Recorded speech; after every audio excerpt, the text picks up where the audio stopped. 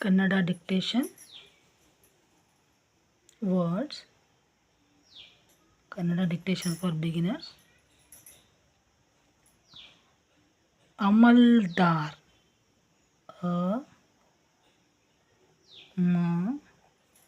ಅಮಲ್ದಾರ್, ಲಾ ಅಮಲ್ಲ ಆಯ್ತು, ಇದಕ್ಕೆ ದಾವತ್, ಅಮಲ್ದಾರ್.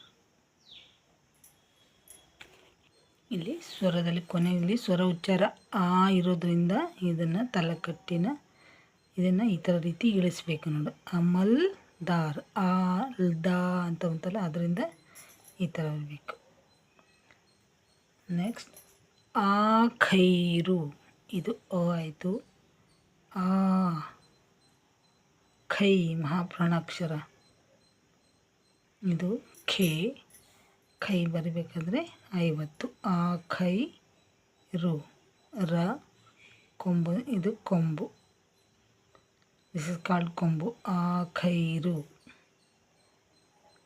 ಮೂರನೇ ಪದ ಕಂದೀಲು, ಕಂದೀಲು, ಕ 10 ಕನ್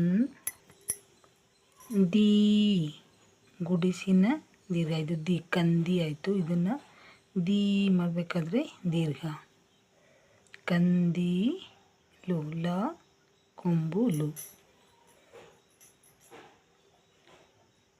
ನಾಲ್ಕನೇ ಪದ ಖುಲಾಸೆ, ಖುಲಾಸೆ, ಖು ಲಾ ತಲಕಟ್ಟಿನ ದೀರ್ಘ, ಖುಲಾ ಸೆ, ಸ ಏತ್ವ ಸೆ, ಎ ಸೆ ಅಂತ ಇರೋದ್ರಿಂದ ಏತ್ವ, ಖುಲಾಸೆ. ಅರ್ಜಿ, ಅರ್ಜಿ, ಹೀಗೆ ಅ ಜಿ ನಂತರ ಅರ್ಕಾವತ್ತು. ಅರ್ಕಾವತ್ತು ಬಂದಾಗ ಮೊದಲು ಅರ್ಕಾವತ್ತನ್ನು ಮೊದಲಿನ ಅಕ್ಷರವನ್ನು ಬರೆದು ನಂತರ ಅರ್ಕಾವತ್ತು ಬರೀತಾರೆ ಅಂತ ಹಿಂದಿನ ವಿಡಿಯೋಗಳಲ್ಲಿ ಹೇಳಿದ್ದೀನಿ. ಅರ್ಜಿ, ಅಂತ ಬಂದಾಗ ಅರ್ಕಾವತ್ತು ಬರಬೇಕು. ಅರ್ಜಿ. ಇಲಾಖೆ, ಇಲಾಖೆ, ಈ ಲಾ ಖೆ, ಖ ಅಥವಾ ಖೆ, ಇಲಾಖೆ. ಐಬು, ಐ ಎ ಐ ಬರ್ತಲ್ಲ ಅದನ್ನು ಬರಬೇಕು. ಐ ಬ ಆಯಿತು. ಬೂ ಮಾಡಬೇಕಾದ್ರೆ ಕೊಂಬು. ಐಬು. ಎಂಟನೇ ಪದ ಐಷಾರಾಮ, ಐಷಾರಾಮ, ಮತ್ತು ಐ ಶಾ ರಾ ಮ, ಐಷಾರಾಮ. ಒಂಬತ್ತನೇ ಪದ ಅಹವಾಲು, ಅ.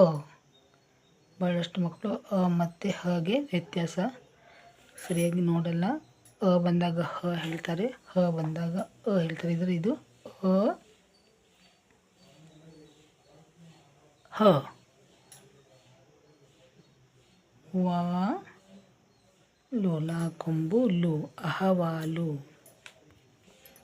ಹತ್ತನೇ ಪದ ಕಸುಬು, ಕ ತಲಕಟ್ಟು ಕ, ಇದು ಕ ತಲಕಟ್ಟು ಕೊಡ್ತಾ ಇದೀವಿ ಅದರಿಂದ ಕ. ಈಗ ಸ, ಇದೇನಾಯಿತು ಕಸ ಆಯಿತು. ಇದು ನಾವು ಮಾಡಬೇಕಾಗಿರೋದು ಕಸುಬು, ಸು ಅದರಿಂದ ಕೊಂಬು. ಯಾವುದೇ ಅಕ್ಷರಕ್ಕೆ ಕೊಂಬು ಕೊಟ್ಟರೆ ಉಚ್ಚಾರ ಹೂ ಆಗುತ್ತೆ. ಕಸು ಬು, ಇದೇನಾಯಿತು ಬ, ಇದಕ್ಕೆ ಕೊಂಬು ಕೊಟ್ಟರೆ ಬು, ಕಸುಬು. ಇವತ್ತಿಗೆ ಇಷ್ಟು ಸಾಕು ವೀಕ್ಷಕರೇ. ನಿಮಗೆ ಇನ್ನೂ ಹೆಚ್ಚಿನ ವಿಡಿಯೋಗಳು ಬೇಕು ಅಂತಂದರೆ ಯೂಟ್ಯೂಬ್ನಲ್ಲಿ @RN_Miskin2467 ಅಂತ ಟೈಪ್ ಮಾಡಿ. ಕನ್ನಡ ಕಲಿಕೆ ಭಾಳಷ್ಟು ವಿಡಿಯೋಗಳಿದೆ. ಮತ್ತೆ ಮುಂದಿನ ವಿಡಿಯೋದಲ್ಲಿ ಭೇಟಿಯಾಗೋಣ. ಅಲ್ಲಿವರೆಗೂ ಎಲ್ಲರಿಗೂ ಧನ್ಯವಾದಗಳು, ನಮಸ್ಕಾರ.